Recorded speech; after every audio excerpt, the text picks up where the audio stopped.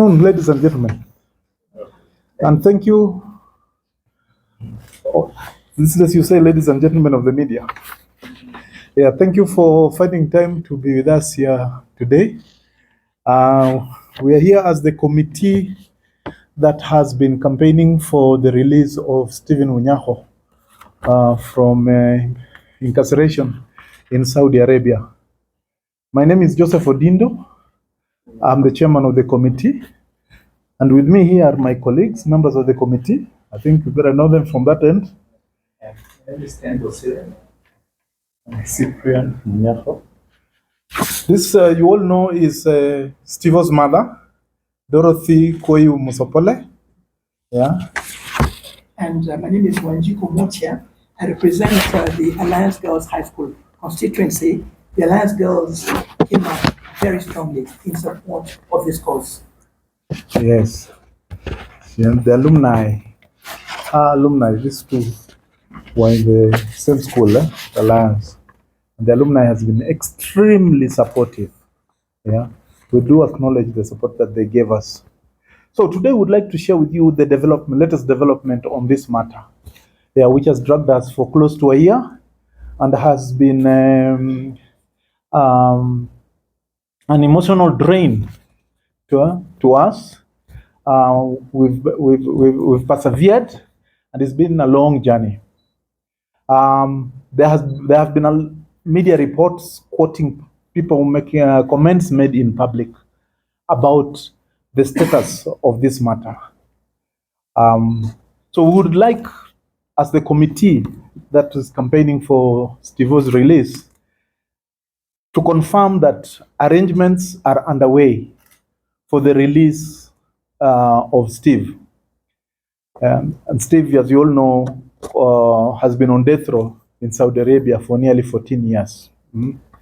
Saudi Arabian officials have assured us that, as was announced by former Mombasa Senator Omar Hassan on Tuesday, and reiterated by the Supreme Council of Kenya Muslims Chairman, Al-Hajj Hassan Olenado, yesterday, we have been assured that the Muslim World League has paid the balance of the 3.5 million Saudi riyals in blood money, which was required by the court as a condition for Steve's release. We've received this news with great joy and appreciation, and we would like to extend our heartfelt gratitude to everyone who has supported us in the campaign to bring back Steve through prayer, strategies, and financial contributions, as well as messages of encouragement to the family or other forms of assistance.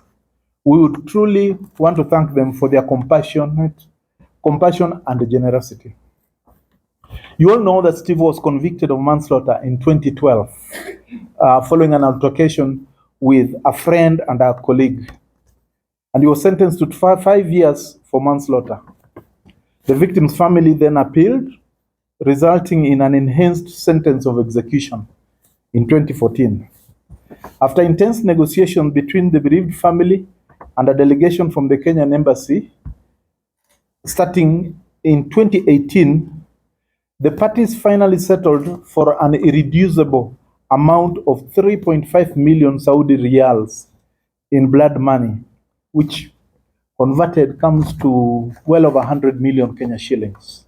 And this was according to the deceased family's demands. The amount was communicated to Steve's family, to Steve's mother, in late November 2023.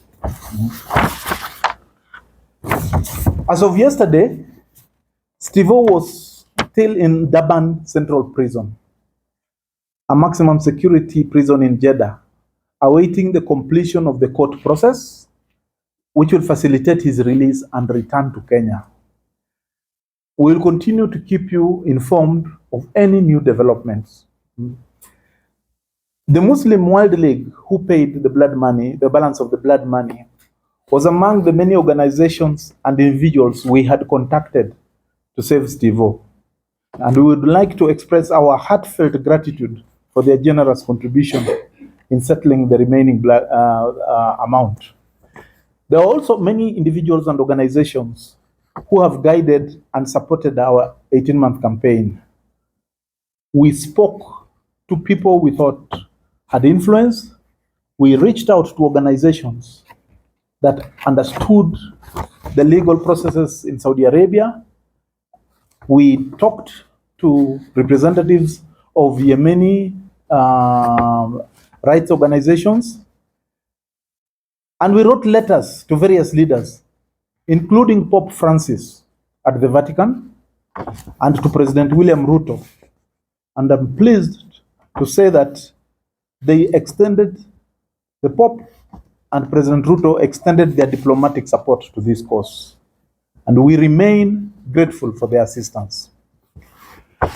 We'd also like to extend a special gratitude to the countless individuals and institutions within Kenya and beyond who helped us to raise Kenya shillings 19,412,552, the bulk of which was transferred to the blood money account. The remaining funds will be audited and allocated to Steve's reintegration.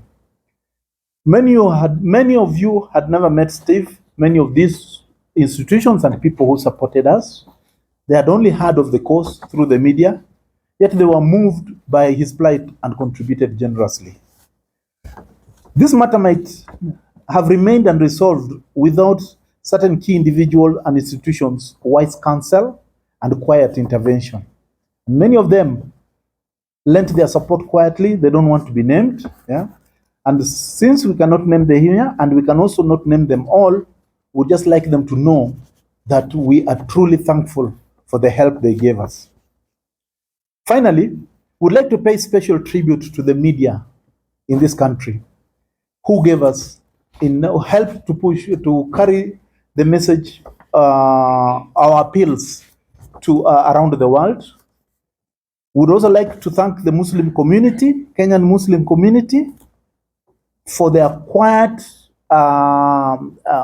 assistance to our cause, and a communications agency which stepped forward and gave us enormous support on in terms of pushing our message to Kenyans and through the media, digital media, mainstream media, Kenya's Ministry of Diaspora and Foreign Affairs, and in particular, our ambassador to Saudi Arabia, His Excellency Mohammed Ramadan Ruwangi, a true patriot, selfless individual who took this cause as his own, along with his predecessors, Ambassadors Ibrahim Hamis and Ambassador Peter Ogego.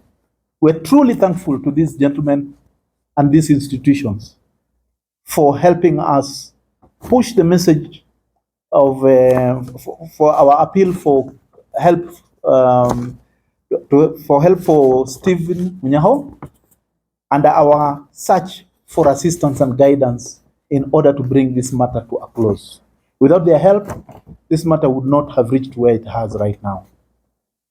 Thank you to all of them, and thanks to you for coming to listen to us. Now we'll take questions.